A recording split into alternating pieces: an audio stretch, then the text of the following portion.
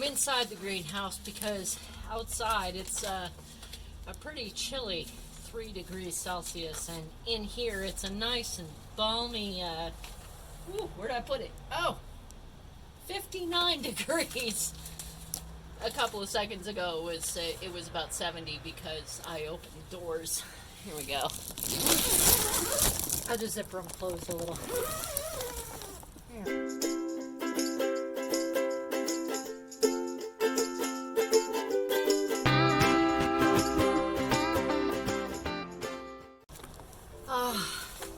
It's so nice in here. Who here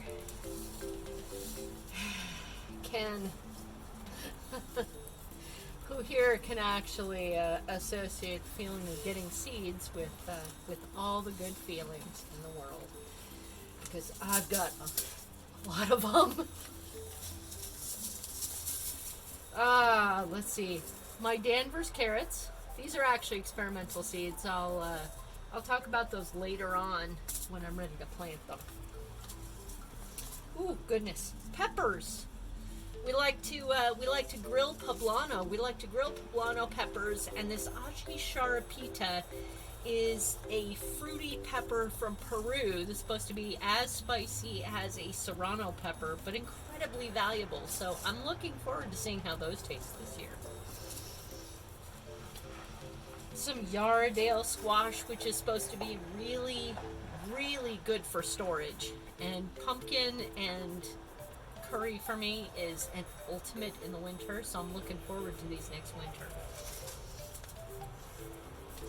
Oh, here's one of my little, I actually got these from True Leaf, new place to me.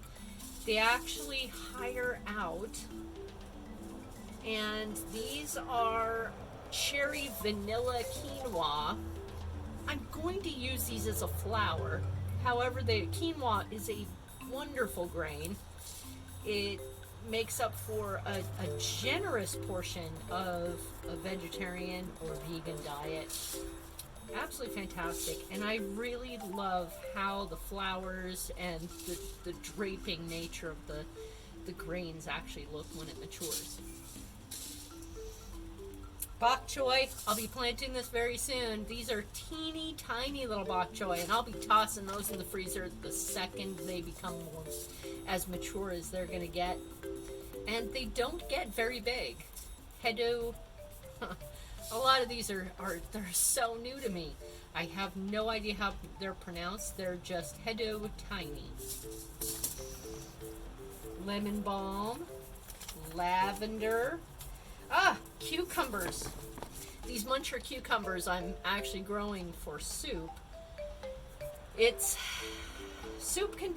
Cucumber soup can be difficult because if you use a cucumber that is too bitter, it can really ruin the soup, especially if you've put other decent ingredients into it. And I really don't like buying crates of cucumbers from the store because I never really know what they're going to taste like. These muncher cucumbers are supposed to be incredibly mild. They're burpless. They're supposed to be really good for this purpose. My peppermint, again from True Leaf. And, I cannot wait to try this. Now, peppermint and things like peppermint and the lemon balm will be going strictly into containers. I will not be putting these in the ground because I know how terribly invasive they can get in a single season. Orchard baby corn. These are teeny tiny little corn. They're supposed to be really great for containers. Can't wait to try those. I'm going to put them in the front where they'll receive lots and lots of sunshine later on in the season. Here are my peas. Lillian caseload peas and Kelvin and Wonder peas. These are the actual peas that I'm going to depend on for actual production. And I'm going to sell some of these peas in the springtime.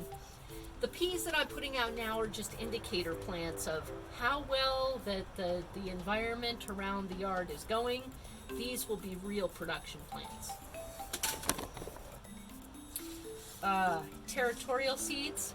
I ordered from several different companies, and Territorial is one of them.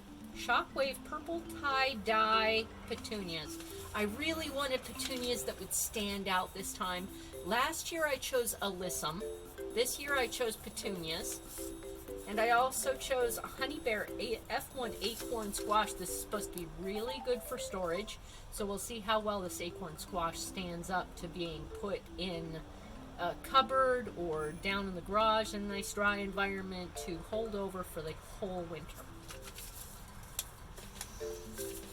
Oh my goodness, look how many I still have to go. There's butterfly pea plants, and that's because I love to color my lemonade. I'm kind of odd. You'll see how that goes. African daisies, just because I needed some extra flowers, and I thought daisies would be really cool to include. Honey nut squash. This is a butternut squash. Again, really good for storage, and it's supposed to be extremely sweet.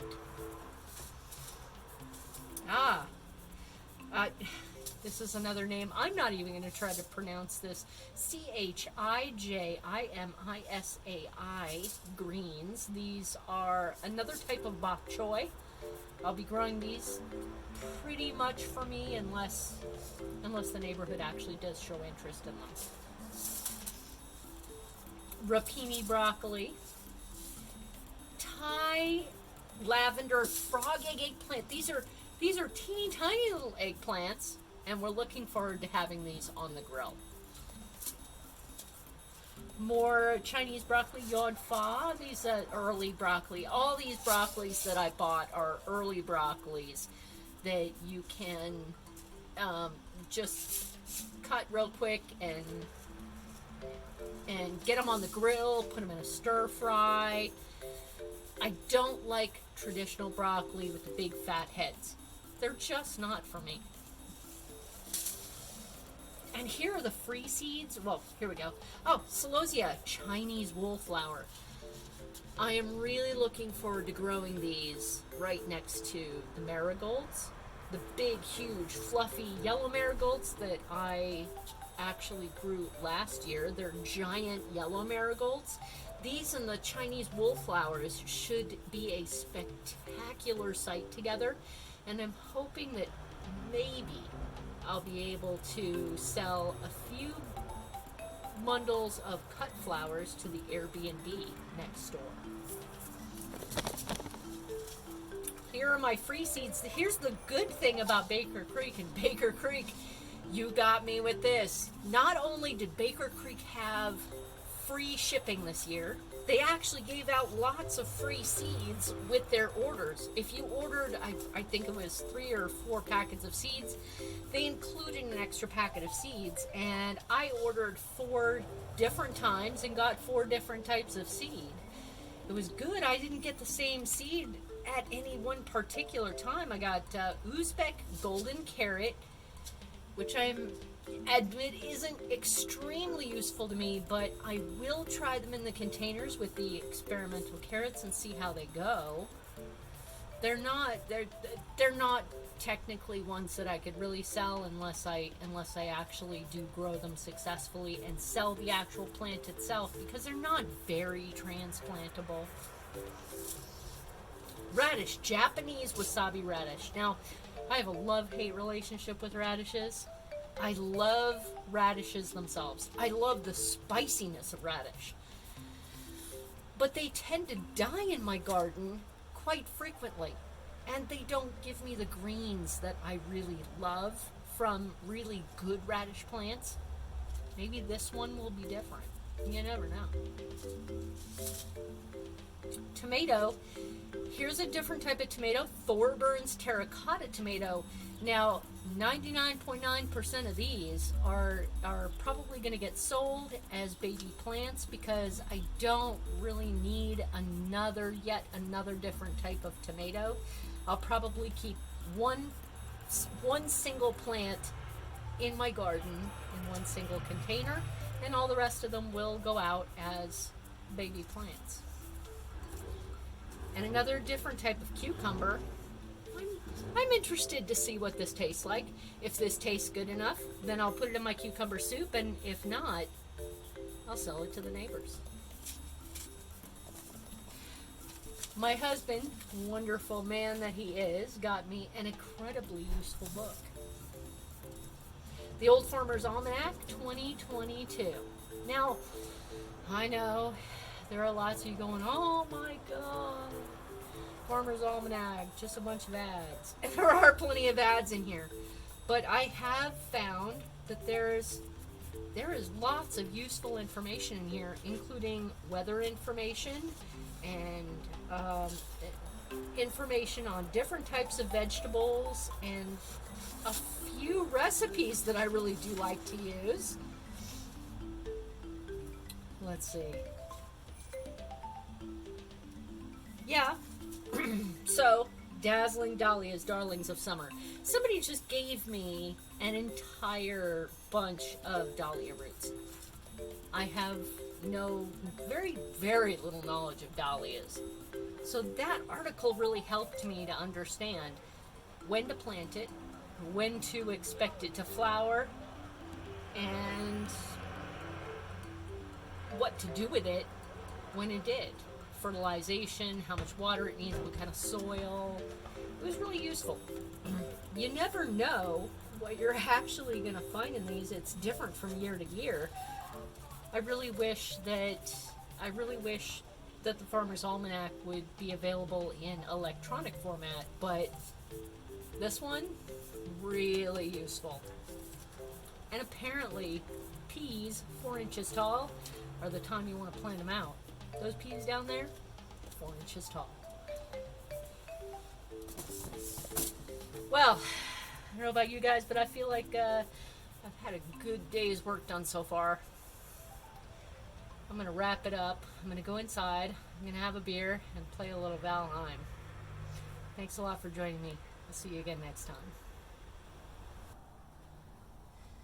Well, hello, babies. Today, a lot of these babies get transplanted. As we can see, we have our Alaska snow peas over here, and we have our Alaska shelling peas over here, and our snow peas over here. A lot of them are pretty big. Ooh, look at that. This one has some fine roots. Now, once you start seeing roots like these coming out, it is time to get them in the garden. Time to get them in some potting soil or in the ground. 1, 2, 3, 4. That's the general rule I go by. This looks really great. I do say the nice thing about these is that I don't really have to disturb the roots too much. All I have to do is just plop them in the soil.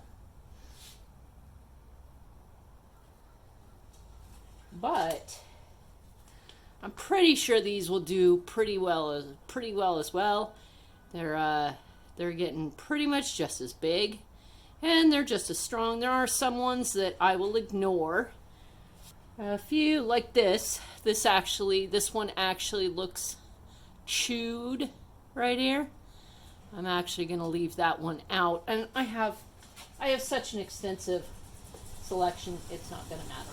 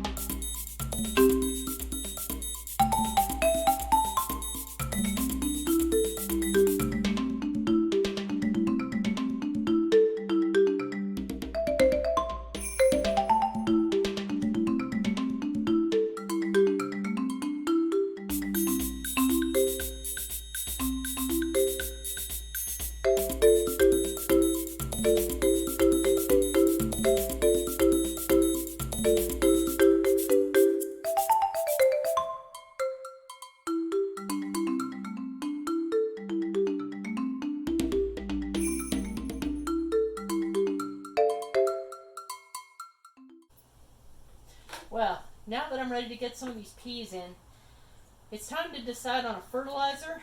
I've chosen True Organics. This is a 444 fertilizer. They call it a pre-plant starter, but I'm not so concerned about this as I am just having an equal number of nutrients in the NPK ratio. If you don't know what an NPK ratio is, go ahead and Google it and you'll find everything you need to know. What I'm concerned with is how much of this I'm going to use. This is supposedly a 10-gallon container. This is 24 by, it's 23 by 11 by 9. And I'll talk more about how to tell how many gallons your container can hold a little bit later.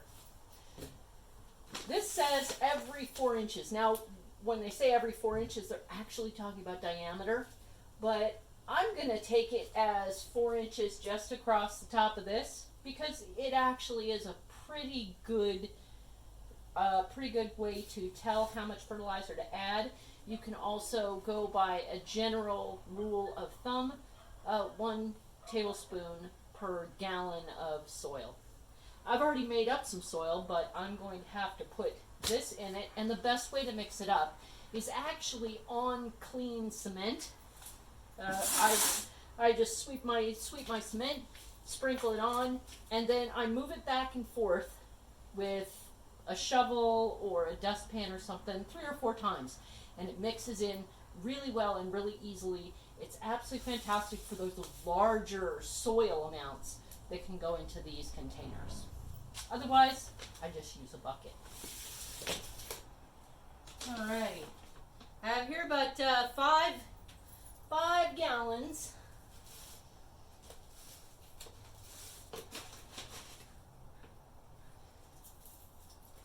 One, 2,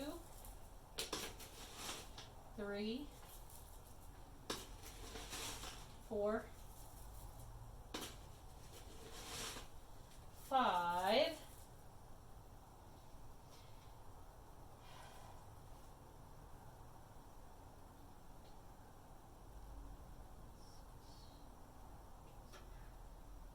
And because it's once every 4 inches, and I have almost 24 inches here, I'm going to put an extra spoonful in. This won't harm the roots of my plants, even if I do use a little extra.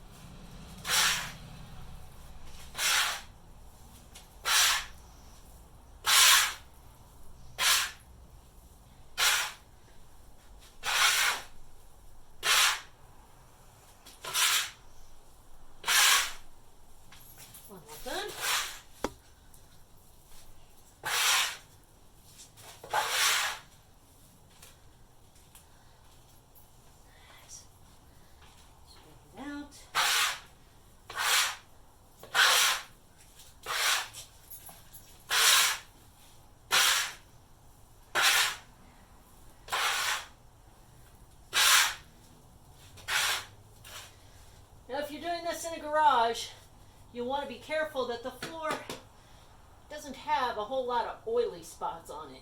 If it does, clean up those oily patches before you start this, because you don't want oil in your good potting soil.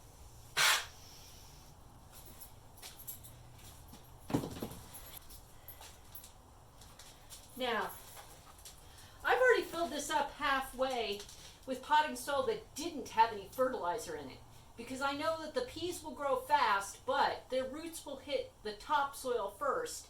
And because this is a grow bag, a lot of that fertilizer is going to wash out before the pea roots actually reach it. I don't mind fertilizing later on, but I don't want to waste fertilizer. So I'm only fertilizing the top half, which the roots will get to faster.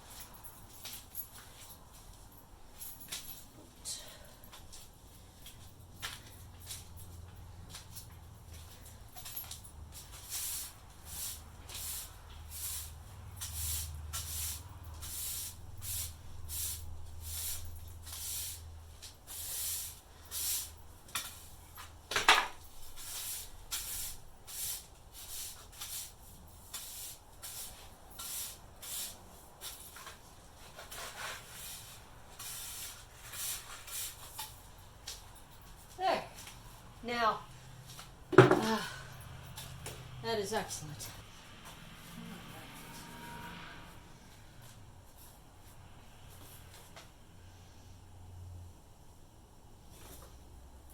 Okay, babies. Who wants to go in first? 1, 2.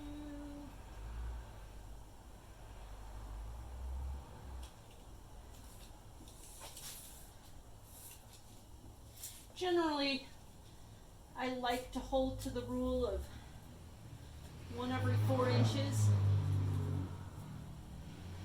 But I think I'm going to stretch it this time because this is an experimental planter. This is just last year's Alaska shelling pea seeds.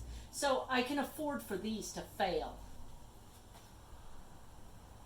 I'm going to go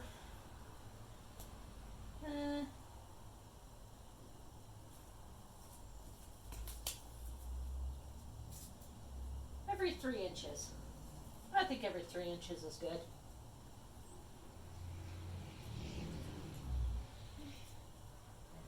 Three.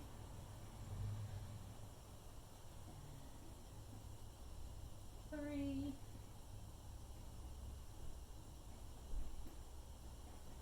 Ooh. See, this one doesn't look so good. This one doesn't look so good at all. Now, it just might be beginning, but it definitely doesn't look as full, and it definitely does not have root structure. So, I'm going to wind up getting rid of it. I gotta know when to pick my battles. You're good. 9, 10, 11, 12. Woo! Look at the root on that one. That one's just begging to be planted. Just begging. And room for one more. You. Alright. Very nice. And I can, I could fit 3 rows. I could fit 3 rows.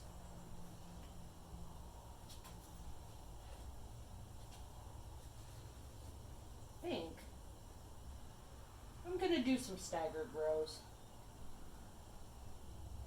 You're okay.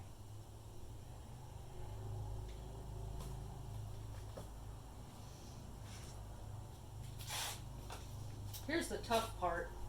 Actually getting in here without disturbing the baby roots. That's why I love wood. Looking at the bottom. Yep, I see roots coming out the bottom.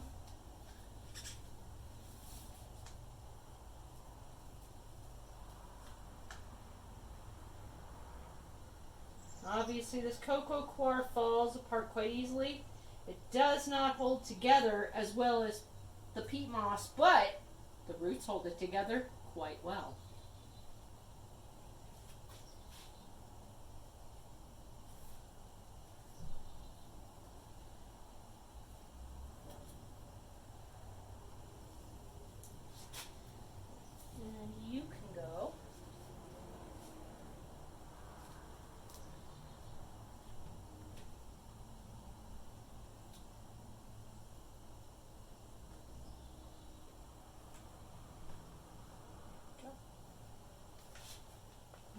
three don't look quite as happy.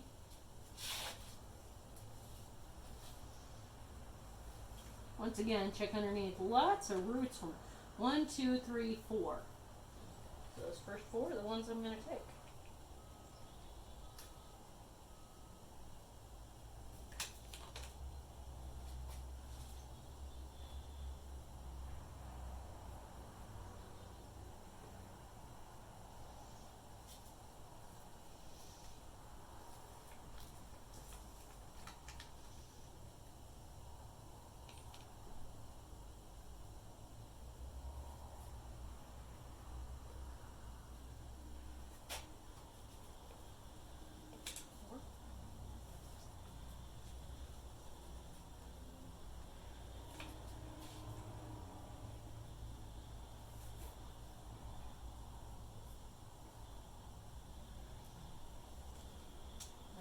Maybe I'll leave that one a little while and look at these. Oh, 1, 2 with really good roots.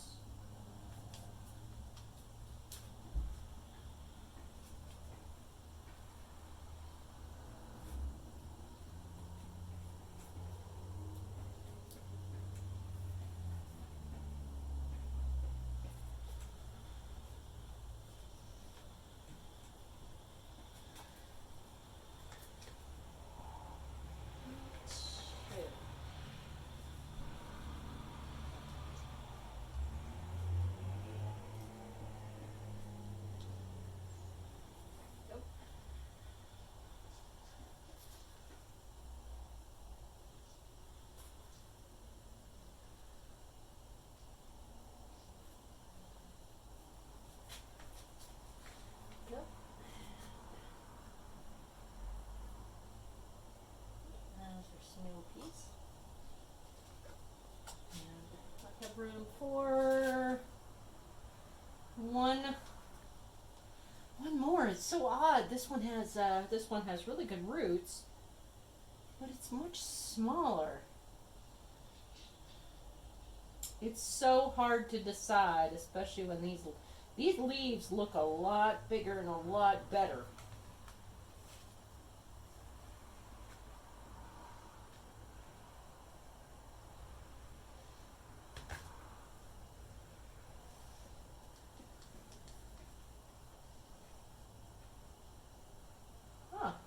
There are the roots.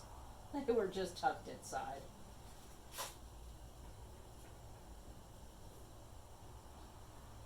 Little baby.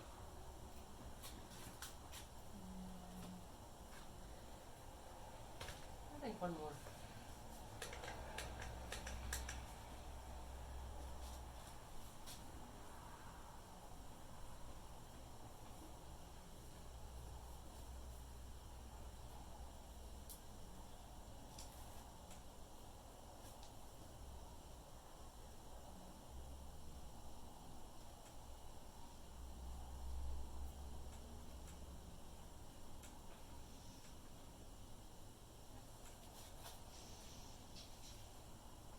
From experience with other containers, I know that Alaska peas don't mind being a bit smushed in with other peas.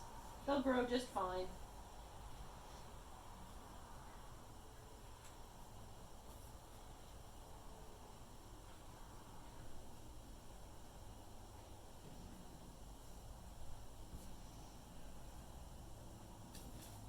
Yep.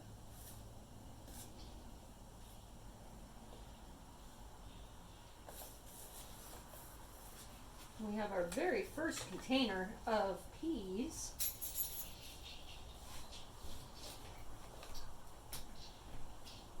I already have planted on there. I'm just going to turn to the other side and put a nice little T and the date.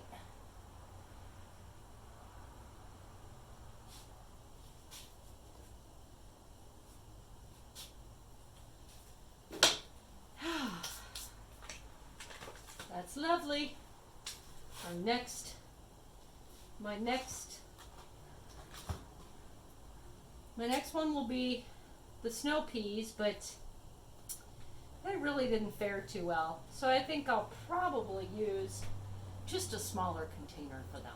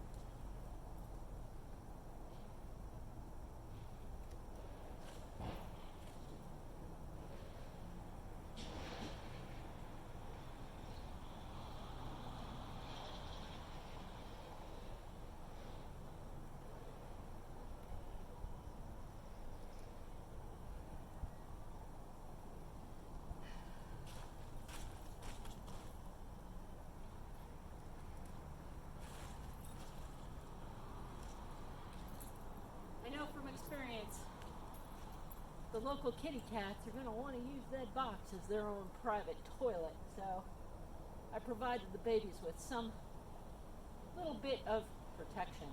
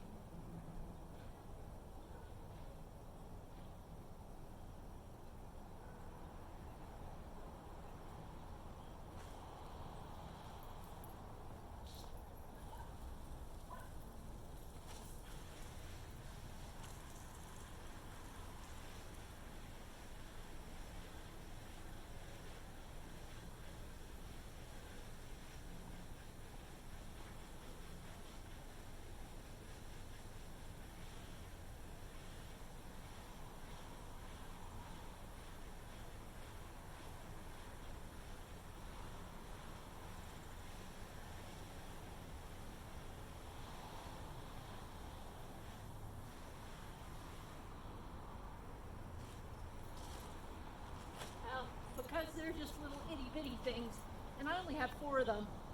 I gave the snow peas their own planters. They'll grow pretty quick once they start getting their roots into that fertilizer. And that's it for tonight.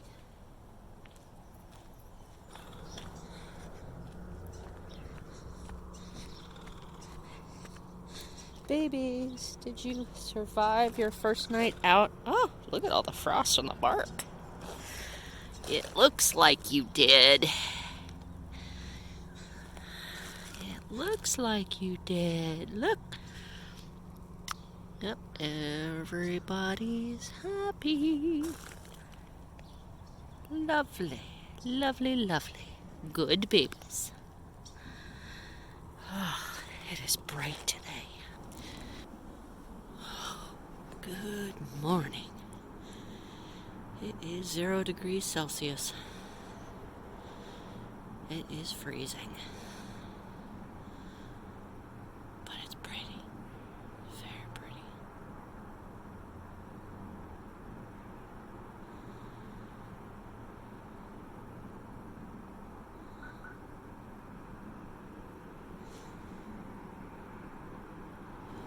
Whew.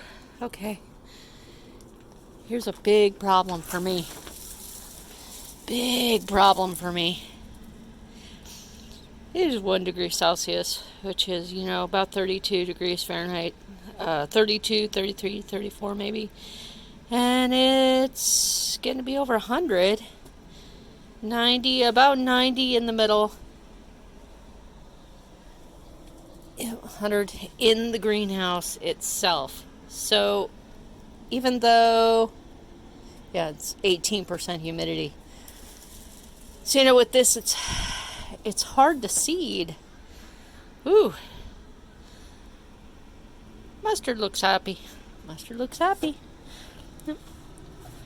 So, mustard's fine. Mustard is fine outside with almost freezing temperatures.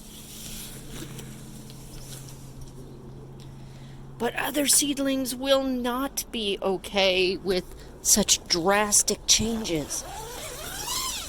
So this definitely tells me I cannot start production seeding yet. Just personal seeds. Nice day out here though. It's nice and sunny. Alright kids, who's ready for a tramp?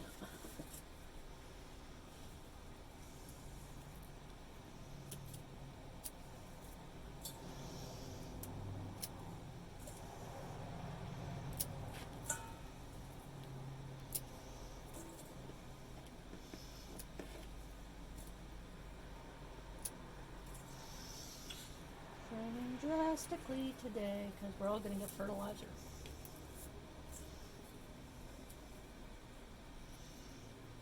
Babies.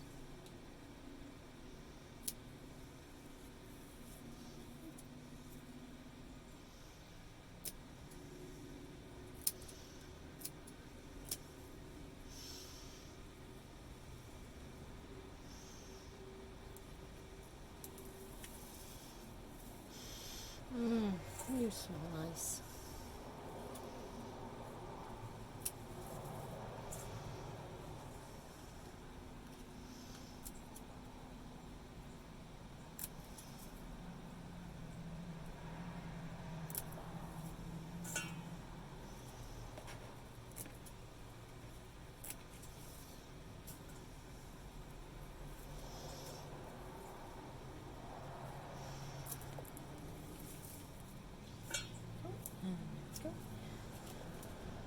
They all sprightly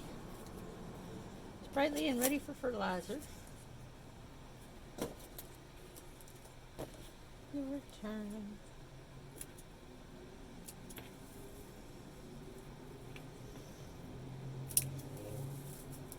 Oh.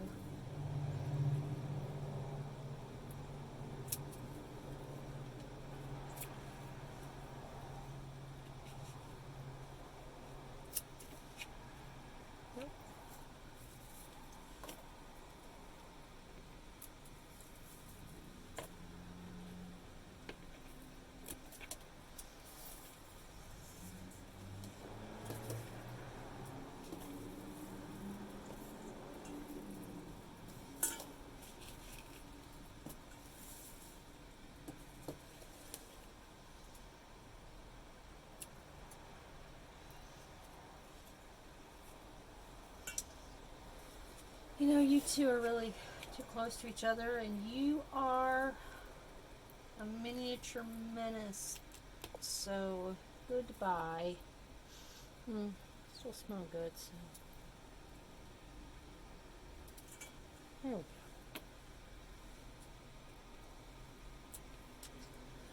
There. It's nice and sprightly. And everybody's ready for fertilizer. Oh, I see an ant. You aren't welcome in here. Go find the ant trap, punk.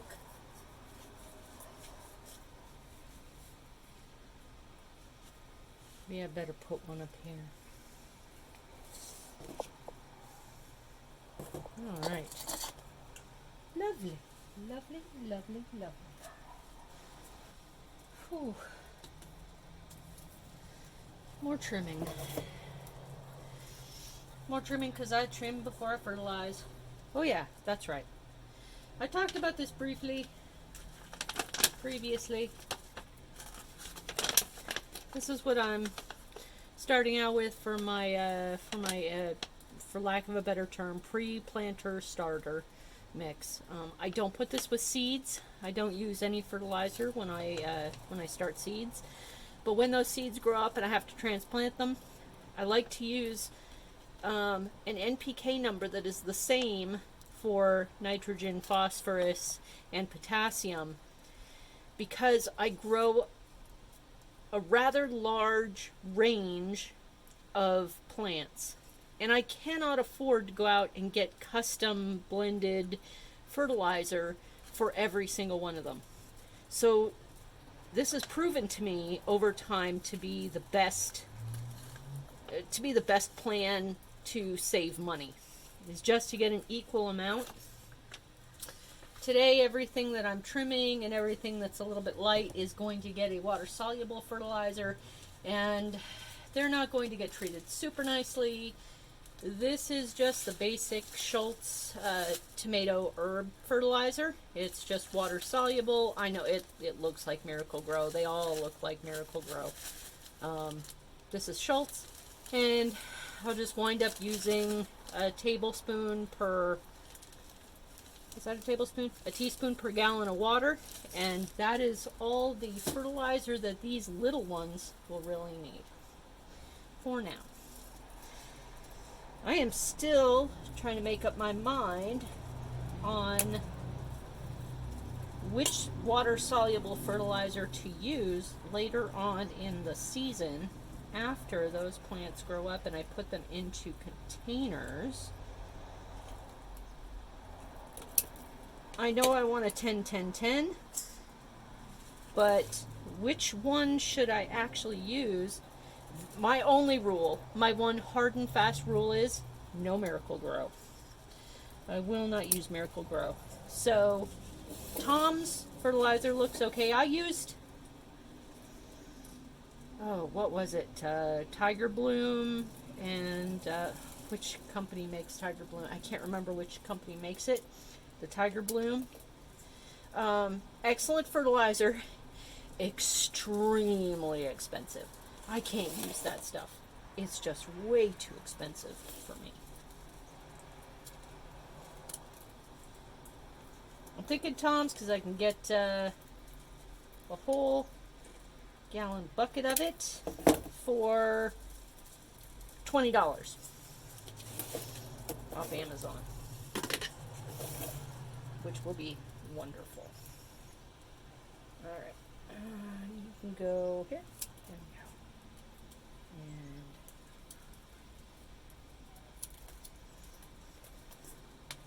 And I don't want to chop this too hard.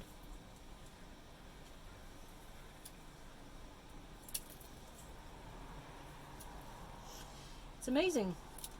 This thyme has been producing all winter long for me out on the cold, cold deck. And we actually had snow, which is a big change for us. Usually we do not get snow.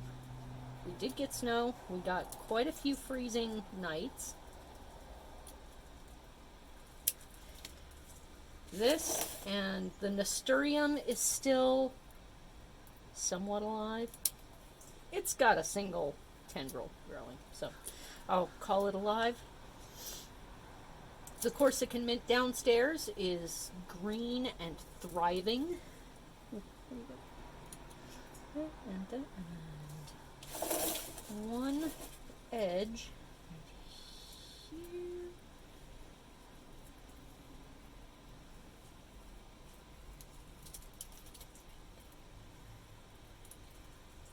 Oh, look.